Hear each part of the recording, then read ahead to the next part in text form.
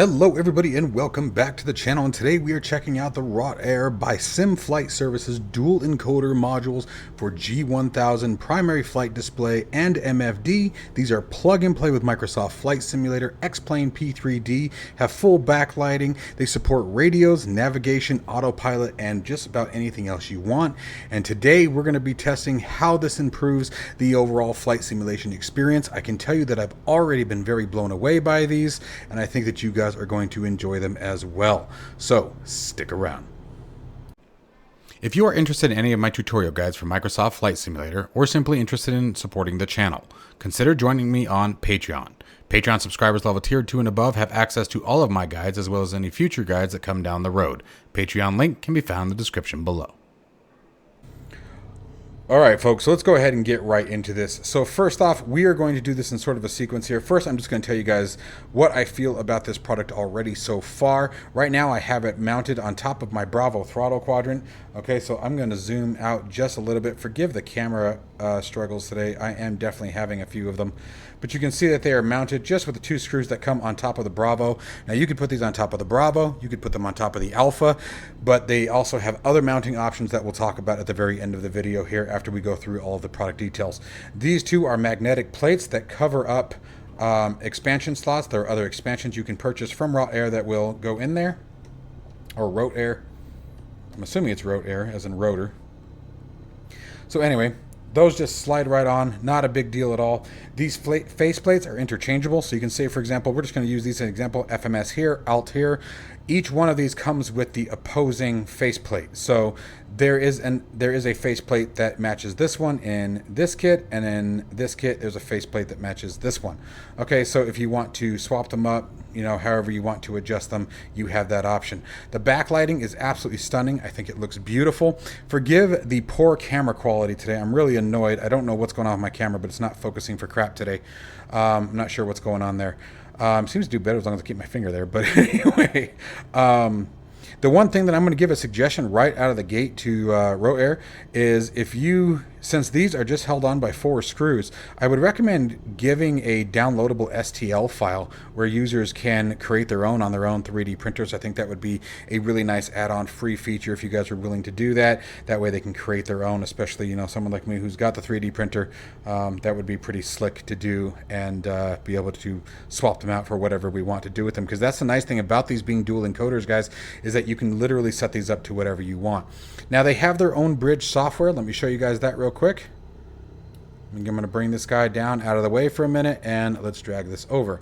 So they have their own bridge, essentially, that just released, and it automatically syncs up. It's plug and play. I didn't have to do anything, and they already have some built-in functionality. I'm not going to go through everything one by one. You guys can sort of get the gist of what they're going for here. Let me get this sort of up here and out of the way. But, for example, on our comms, you can see the comm here, right in this way, changing, right? Inner knob changes outer frequency. Then you have your decimals. Press and hold, and it's your swap. Okay, you can see that swapped. I know we're kind of covering it there. But if you give it a tap, you will switch which comm radio you're adjusting. So tapping it selects COM 1 or COM 2. Same thing with the nav frequency down here. You guys can see the highlighted COM changes. Okay, functionality is the same. Turn it, change it, press and hold, swaps the frequency.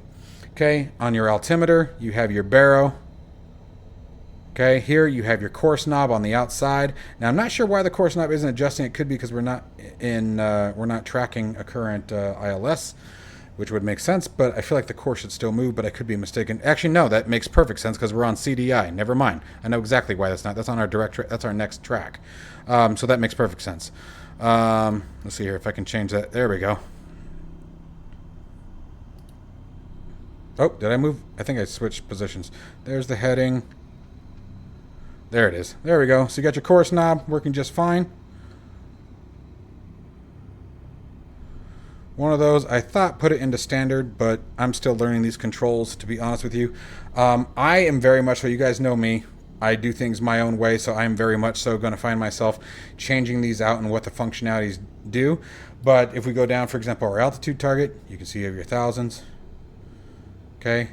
If we press and hold it, it actually changes the transponder into standby. Press and hold it again. I think it'll turn it on. No, wait, it's these ones that turn it on. Press and hold that guy, or is it tap? Tap that one, yep, puts it in altitude mode. I think tap this one, press and hold maybe. There's your ident. So you have to learn the sequence, right? You have to figure out what's set to what. I'm definitely going to be changing these up a bit. The idea behind these is to match the G1000, as you guys can see here, or the G1000, but it works with the 530, the 430, doesn't really matter. And again, if you use something like the soon-to-be released Hanger Control or SPAD.next or whatever you happen to be using, you can program these to do whatever you want. And even inside of the simulator itself, it will still pick these devices up, and you can use them for whatever you want as well there. The tactile feel of the buttons is absolutely fantastic. I'm going to move the camera a little bit so you guys can get some shaking, rocking, rolling, right? Let's just get this guy right over here.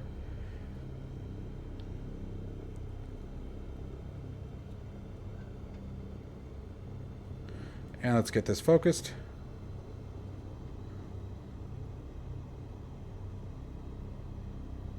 There it goes. I don't know why it's having so much trouble. So you guys can see the gripping that's been put on here, the texturing that's been done on the knobs.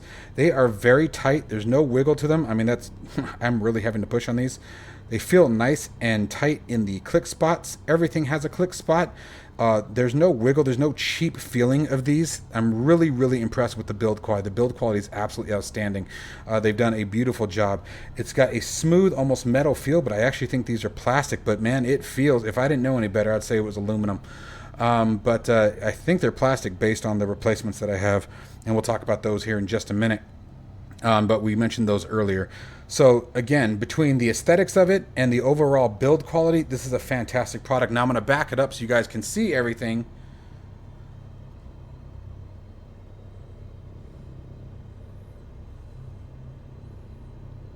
And see how it looks on top. There you go. So a real nice, clean look, real sharp looking, uses just the screws that are on top of the Bravo themselves. Now you have a couple of different options. So you guys can see it's currently on this stand right here, right? Well, it also comes with this, and this is beefy. Well, this is an option, I should say. You have a mounting option of this plays well, and this is beefy. This is very heavy. So it's not going to go anywhere. And so instead of mounting here and here, you would mount them here, and then they also have anti-slide feet that would come with it as well, which I think this works a whole lot better than, for example, suction cups and things like that we've seen with other products. Really, really well done, really well thought out. The other thing that's really nice about these is on the back of it, I'm just going to actually just probably pull this whole unit here. Well, actually, let me show you guys.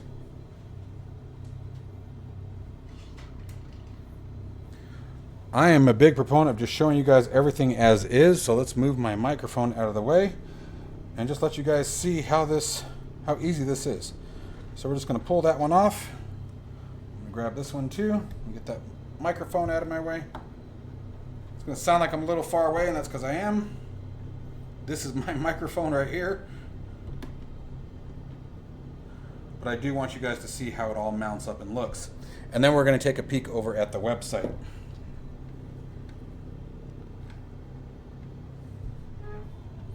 So you can see the mounting design is very clean. You have these two screws here, okay, this is weird doing it backwards. This one and this one that actually hold this plate on. And then it's just a simple inverse tensioner. So you have something holding it down over here, and same thing, this is weird, on the other side here. I'm looking at the microphone while looking at the screen while trying to point.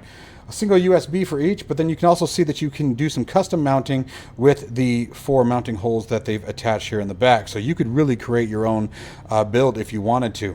Again, a very simple but yet very well thought out design for these. I'm really impressed with the overall functionality of these. Let's go ahead and get this back on here, and then we're going to go take a peek at the website and show you guys some of the options that it has available for it as far as add-on purchases for it. You can really go pretty far with this, making your own autopilot panel that you guys can see there on the right side of the actual G1000, the different modes. You can add all of that to this. I will be throwing this on my cockpit build, but once I saw how easily it mounted onto the Bravo, I was like, you know, this would probably be a better thing to show given how popular the Bravo is, right? So again, 2 seconds of changing it out. Very simple process. Very well thought out design. Nothing too complex, no major sliders and things like that. So now let's go ahead and take a look at the website. Okay, so here we are on the website, guys, and you guys can see again just how stunning this product is. They've really done a fantastic job with it. Yes, it's a bit on the pricey side. I'm not going to hide that part. It's a little pricey, but when you look at the cost of everything now, everything, like think about, go back and look at the reviews and the hardware reviews of just about every product that's been coming out in the last few months. They're all about the same, guys. They really are. So I would rather, at this point, you're just shooting for what's good quality. And I will tell you right now that the build quality on these is fantastic. Absolutely stunning. So again, you have all of your key features that we talked about before. And then I believe it was under modules that I saw them. But they have a few other add-ons that you guys can pick up for these particular pieces. There they are right there. Yep. So you guys can also get these. You guys can see they are coming soon, so they haven't been released as of yet, but that is what will essentially go in here. So you guys can grab that for here and here, and you guys can have the full thing without the screen. I know there are multiple G1000s right now that are out there in our full build. I have one here that is a fantastic product from flightsimbuilder.com. Highly recommend it if that's the route you're wanting to go. The price is dead on for the quality that you get. They've done an amazing job, and their newest release of it is even more phenomenal than the previous. However, if you're looking for something like this where you just want the buttons and switches but you don't mind having your displays on the screen, I would absolutely recommend this configuration.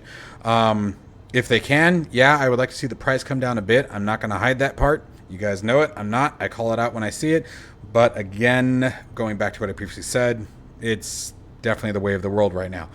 So here are your mounting options. Little bit on the slick side when you come to different support options. So again, you have a lateral support here. Here is the air modules inclined yoke support that we're showing right now. And then you have the base support that we were showing a minute ago as well. And then again, you have the panel change out if you want to go that route. It really just depends on how you're wanting to do your build and which direction you're wanting to go. But it is a very, very sleek design. Gorgeous. I think they've done a phenomenal job. I'm very grateful for the opportunity to review this particular product. I think the only things, like I said, is if they can make a 3D print file that's available so that way end users can make their own versions of these, or maybe have a customizable option that might open up some doors. I'm really looking forward to the expansion packs for these. I hope I get a chance to review those as well. The software, very, very easy to use, but you do have the ability to configure them any way you want, especially if you're using something like the soon-to-be-released hanger control developed by yours truly, as well as SPAD.NEX, X's and O's, anything like that. Anything that will pick up an encoder, you'll be able to map them however you want and set your conditions for your push, your hold, your depress, etc. That's what I'm going to be working on later today, is getting that tweaked out the way I want in hanger control. I think that's going to be a lot of fun. Again, really impressed at the sleek design. It doesn't look chunky. It doesn't look gross. It looks very clean, very sharp. Really, really impressed with this product.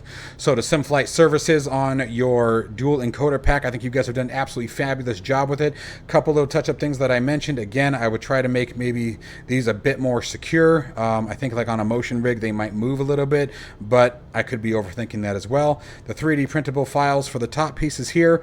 And then, of course, if possible, I know this is a touchy subject, always is, but reduce the price maybe a bit if you can. If not, I understand. That's just the way the world works, but just calling things out as it is. But I'm very, very grateful for the opportunity to review these. Guys, let me know what you think down in the comments below. Make sure you check out SimFlightServices.com if you guys are interested in purchasing this or any of their other fantastic packs here. As always, folks, stay safe and healthy, and I shall see you all in the next one.